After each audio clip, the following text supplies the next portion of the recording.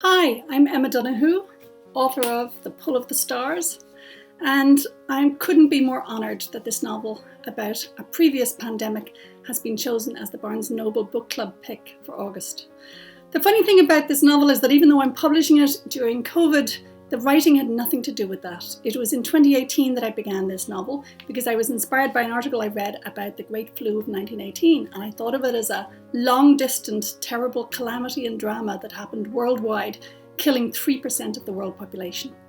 One particular detail that grabbed my imagination was that women near labour or a few weeks after were the most vulnerable to catching this appalling flu, and they suffered the worst from it, and there were lots of birth complications. So I found myself thinking, where would they put women who had the flu and were in labour? So I imagined a small 3-bed ward. I thought I'll choose a Dublin hospital, Ireland is where I'm from, and I'll imagine perhaps one nurse running it single-handed, but there'd be things that she'd need help for, so I thought I'll give her a helper. And then I thought they'll need a doctor. So we ended up with a doctor, a nurse, and a helper all running this tiny claustrophobic little space in Dublin in 1918 during the November peak of that awful pandemic. So one of the interesting things about this novel is that I had to research it almost backwards whenever I would be trying to understand a medical issue that was happening to the patients. And there's a whole range of women who come into this novel as patients.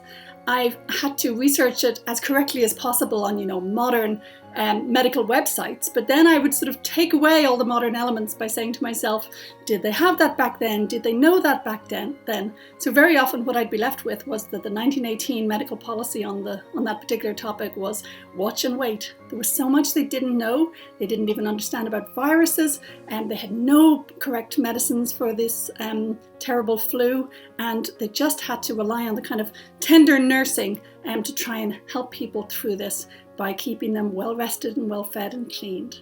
So some of the books I drew on were medical manuals of the time. Here we have a 1918 book from the master of a Dublin hospital, Practical Obstetrics. And I also drew on, not in detail but in spirit, on my mother's diaries. My mother left me all her little daily journals. This is her 1968 one from before I was born, and she had 8 of us, and even though she had no particular health disasters, I tried to kind of draw on her spirit when writing about the women of Ireland who have always been under such pressure to pump out those babies no matter what the costs.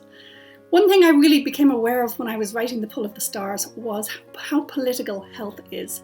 It's not just a random or neutral matter who's been dying of COVID. And similarly, back in Dublin in 1918, the people who were falling victim to the flu very often were those who were already tired, already hungry, already worn out. One of the bits of government advice at the time was, if you feel illness coming on, lie down for 2 weeks. So that's never been an option available to the poor. Now, the title of the novel, The Pull of the Stars, comes from an Italian phrase, influenza, the official name for flu. It means influence. It means the stars kind of directly influencing our lives, meddling with our fates. And I loved the idea that, in a moment when they couldn't understand what exactly this flu was or how they could not catch it or how they could get better, that they might have seen it as in some ways a kind of random tugging on their lives by the stars. So I know I'm in a book club myself called The Furies, at least 30 years old, and I know the book club books we enjoy most are the ones that lead to great big arguments. And in particular, the ones where we quickly move away from the book itself and start talking about our own lives and our mother's lives and our father's lives.